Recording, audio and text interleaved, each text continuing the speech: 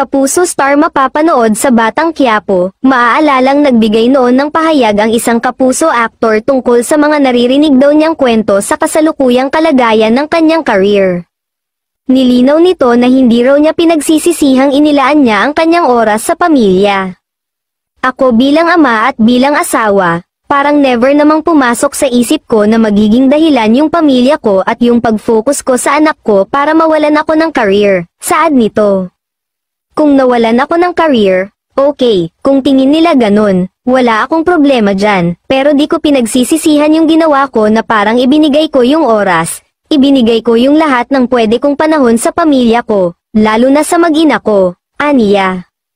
Kaya naman, ayon pa sa aktor, hindi raw niya maunawaan kung bakit ginagawang dahilan ang pagbuo ng pamilya para sabihing nawalan ng career ang isang tao.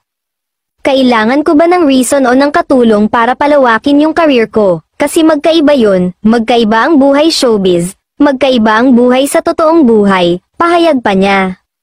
Tinanong naman kung may plano umano ito na lumipat ng network kung sakaling mabibigyan ng pagkakataon, ayon naman sa aktor ay open siya as long as work ay tatanggapin niya, dagdag pa nito ay pangarap nito na makapasok sa hit serye na Batang Quiapo kung saan pinagbibidahan ni Coco Martin. Nabanggit din nito na minsan ay nagkita at nag-usap sila ng kapamilya aktor tungkol dito.